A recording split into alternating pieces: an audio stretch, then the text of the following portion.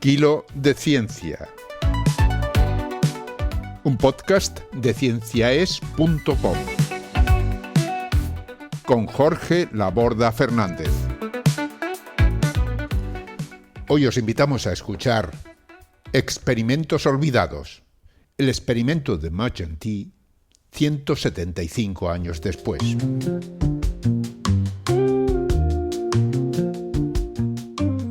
Buena ciencia, amigas y seguidores de Kilo. Un saludo cordial de Jorge Laborda.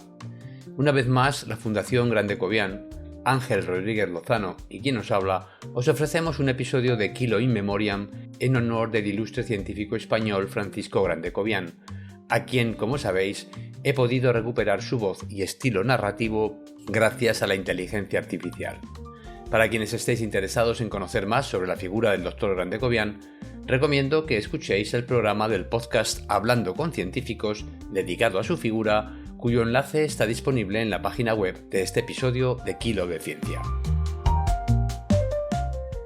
En el capítulo de su libro La alimentación y la vida que abordamos hoy, y que hace el episodio 15 de esta modalidad de Kilo de Ciencia, el Dr. Francisco Grandecovian nos traslada desde la actualidad hasta hace más de 200 años para recuperar la memoria del gran fisiólogo francés François Magendie.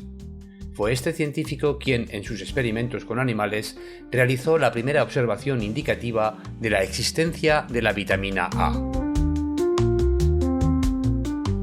Sin embargo, como sucedió con Gustave von Bunge, del que hablamos en el episodio anterior, la contribución de Magendie no fue debidamente reconocida. Como es su costumbre, el Dr. Grandecovian, además de recuperar la memoria de Magendie, aprovecha también para explicarnos interesantes aspectos de la historia de la ciencia de la nutrición que ejercen una importante influencia sobre el conocimiento de lo que debe constituir una alimentación sana. Escuchad y disfrutad con la primera parte de la interesante historia que, con su habitual maestría, el Dr. Grandecovian nos ofrece hoy y acabará de ofrecernos en el siguiente episodio de Kilo in Memoriam. Tened en cuenta que, aunque son sus palabras, no es él quien nos habla, sino solo su voz y su estilo recuperados con el empleo de inteligencia artificial, la cual, por el momento, no parece capaz, cuando habla en español, de pronunciar correctamente los nombres en francés, alemán y holandés, entre otras lenguas. Todo se andará. Os dejo ya con las palabras del Dr. Francisco Grandecovian.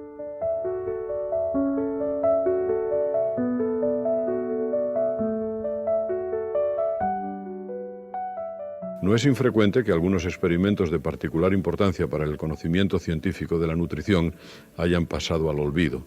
Las publicaciones originales que los describen no son conocidas por los investigadores actuales y, lo que es peor, aparecen a veces erróneamente citadas en la literatura de nuestros días, atribuyéndoseles resultados distintos de los descritos por el autor y olvidando destacar observaciones que aquel no pudo interpretar en su época, pero que adquieren especial relieve a la vista de nuestros conocimientos actuales. Esta situación parece justificar la definición cínica de un clásico científico, una obra de la que se habla repetidamente, que es citada con veneración pero que nadie lee. Tal parece ser el caso del fundamental estudio de François Magendie sobre las propiedades nutritivas de las sustancias que no contienen nitrógeno, presentado a la Academia de Ciencias de París el 19 de agosto de 1816, que motiva estas palabras. El interés por el estudio del papel nutritivo de las sustancias que llamamos proteínas tiene su punto de partida en la observación de Berthollet en 1785, que demostró la presencia de nitrógeno en los tejidos animales. Debo recordar, antes de seguir adelante, que el nombre proteínas fue propuesto por Berzelius en una carta dirigida al químico holandés Mulder el 10 de julio de 1838 y puesto en circulación por Mulder en 1839. Es de interés recordar también que, en la referida carta, Berzelius justifica el nombre por considerar ciertos compuestos orgánicos de nitrógeno el componente primario o principal de la materia viva que los vegetales preparan para la alimentación de los animales herbívoros y estos a su vez ponen a disposición de los carnívoros. El descubrimiento de Berthollet hace del nitrógeno un componente característico de los tejidos animales y plantea el problema del origen del mismo. El interés suscitado por esta cuestión puede apreciarse fácilmente en las líneas escritas por Fourcroy en 1789. los investigadores que se ocupan de la física animal deben continuar investigando esta importante cuestión y sobre todo determinar la procedencia de este principio y cómo y en qué órganos es fijado en los animales. En 1791, Hallé trata de explicar el proceso mediante el cual los animales herbívoros transforman las sustancias vegetales de sus alimentos en sustancia animal y describe este proceso con el nombre de animalización. Aunque Fourcroy había demostrado en 1789 la presencia de lo que él llamó materia albuminosa en los tejidos vegetales, vuelve a ocuparse del problema de la animalización en su filosofía química en 1806, en cuya página 352 podemos leer: la conversión de sustancia vegetal en sustancia animal, que consiste simplemente en la fijación de nitrógeno y el aumento de hidrógeno, debe ser considerada el principal fenómeno de la animalización y el único que puede explicar sus misterios. Y cuando el mecanismo de esta adición de nitrógeno e hidrógeno se ha comprendido, muchas de las funciones de la economía animal que la afectan o dependen de ella serán también conocidas.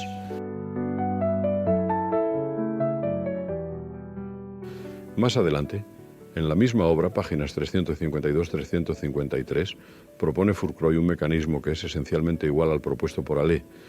No es tanto por la fijación de nitrógeno o por la adición de una nueva cantidad de hidrógeno por lo que este fenómeno ocurre, sino más bien por la sustracción de otros principios que aumenta la proporción del primero.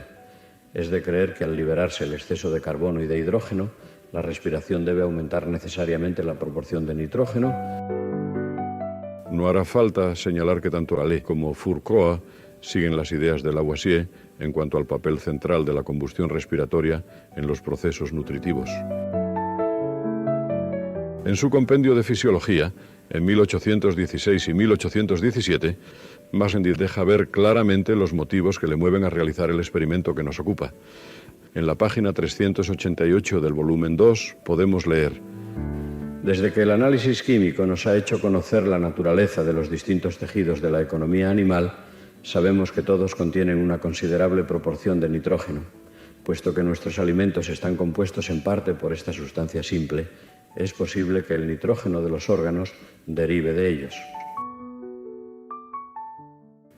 Señala a continuación que algunos hechos mencionados por eminentes autores les llevan a pensar que el nitrógeno de los tejidos procede de la respiración, mientras que otros creen que está formado por la influencia de la vida, y añade: si estos hechos demuestran realmente que el hombre puede vivir mucho tiempo sin consumir alimentos nitrogenados, sería necesario creer que el nitrógeno de los órganos procede de una fuente distinta de los alimentos, pero los hechos citados no justifican de manera alguna esta conclusión.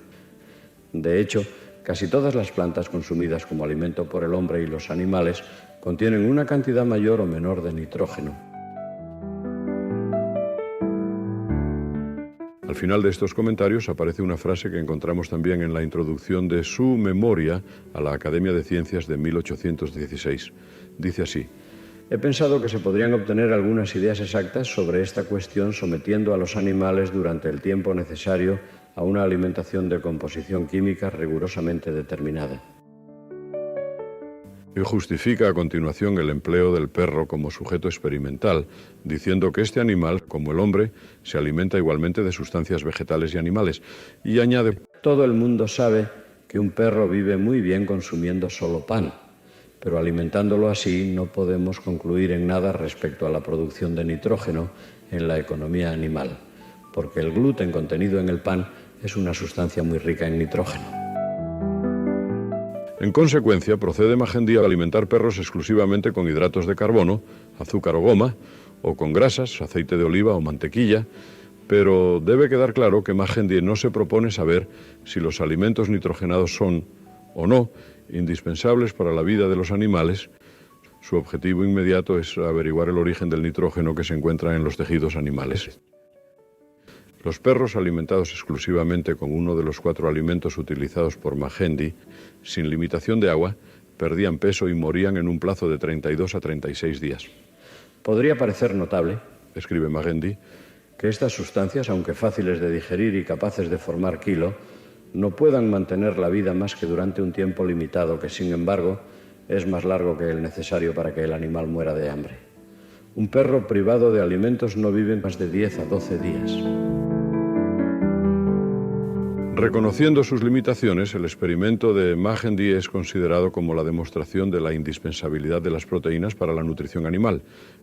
Pero lo notable es que esta conclusión no aparece en la memoria que nos ocupa.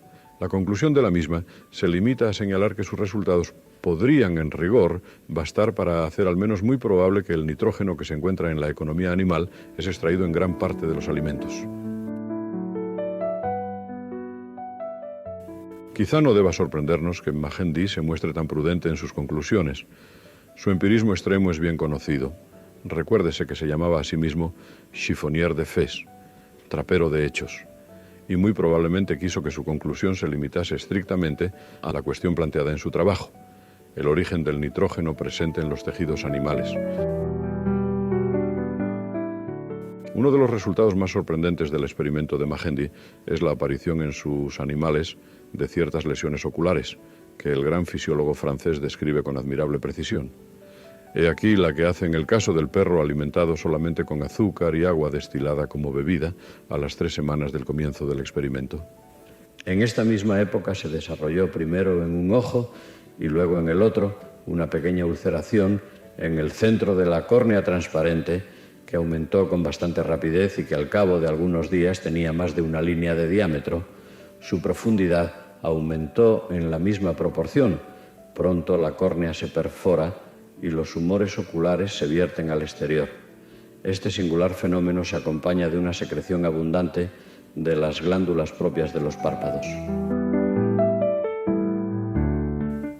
No hará falta decir que esta lesión ocular corresponde al cuadro bien conocido causado por la deficiencia de vitamina A. Es de interés histórico señalar que una de las primeras descripciones de esta lesión ocular se debe al misionero, explorador y médico escocés Livingstone, que la observó en Sudáfrica en 1857. Según McCollum y colaboradores, Livingstone debía tener alguna noticia del trabajo de Magendie, porque en sus memorias señala que la lesión es semejante a la producida en animales alimentados con gluten puro o con almidón. 2 descripciones clásicas de las lesiones oculares debidas a carencia de vitamina A se deben a Mori, en 1904, en Japón, y a Bloch, en 1921, quien las observó en los niños daneses durante la Primera Guerra Mundial. 2 excelentes estudios más recientes de las lesiones oculares producidas por la carencia de vitamina A se deben a Omen, en 1976, y a McLaren, en 1984.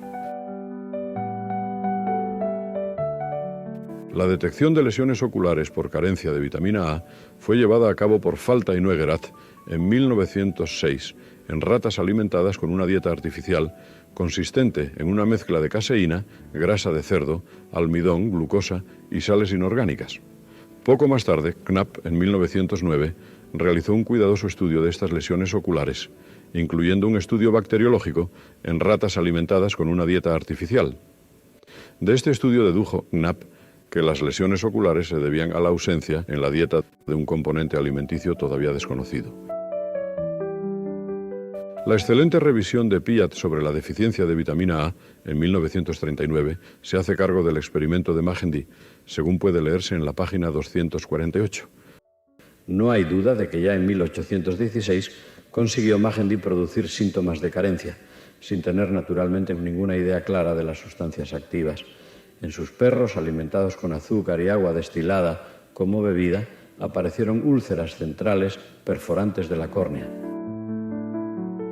En el mismo año, McCollum y colaboradores, en su conocida obra de Newer Knowledge in Nutrition, quinta edición 1939, página 290, escriben: Magendie parece haber sido el primer estudioso de aquellos nutrientes esenciales que hoy conocemos como vitaminas.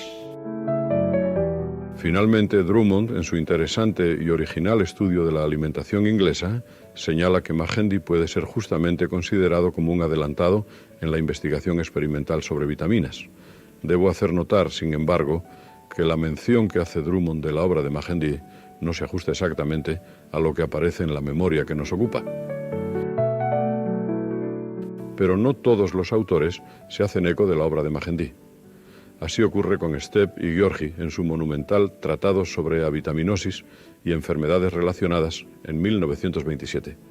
en el que no encuentro referencia alguna a la obra de Magendie, ni en la introducción histórica escrita por Stepp, ni en el capítulo sobre avitaminosis A, escrito por György. Otro tanto ocurre con la obra de Stepp, Kuhnau y Schröder sobre las vitaminas y su aplicación clínica.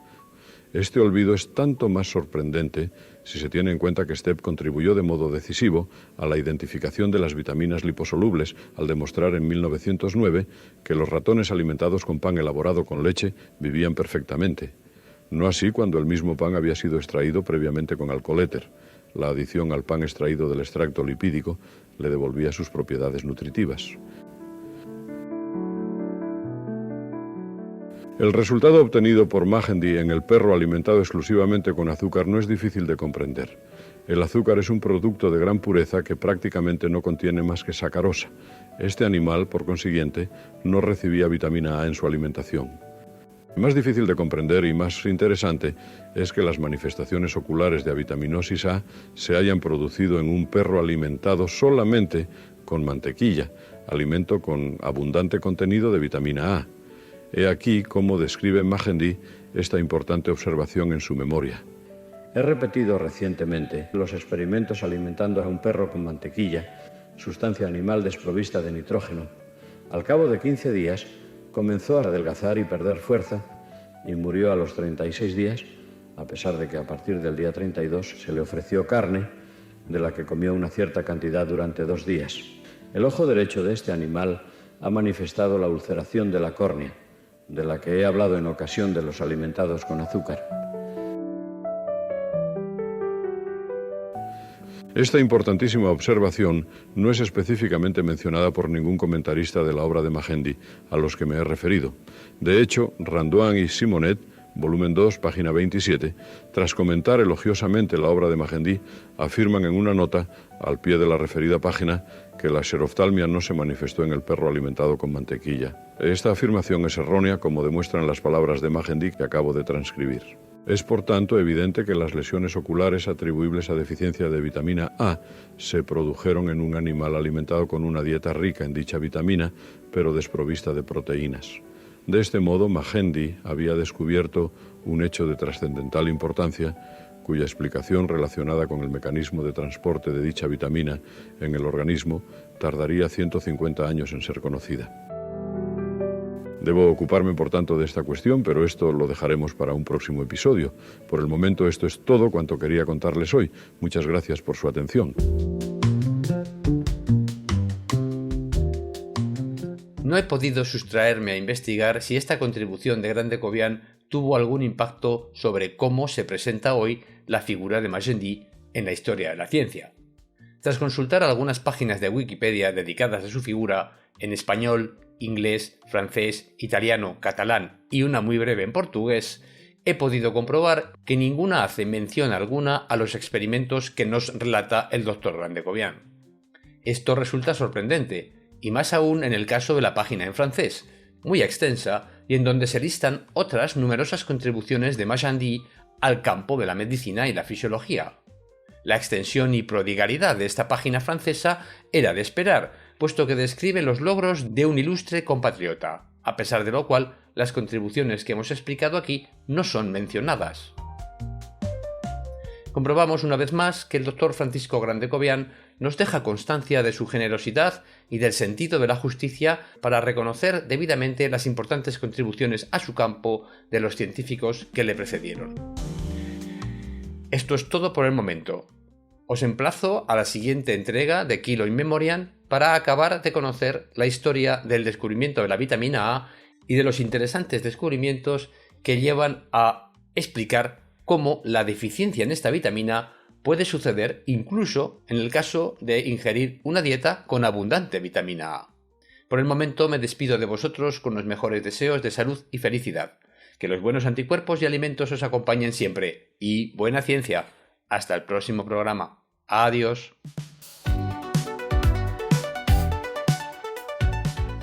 Han escuchado ustedes a Jorge Laborda en Kilo de Ciencia, un podcast de cienciaes.com que se elabora gracias a vuestras donaciones.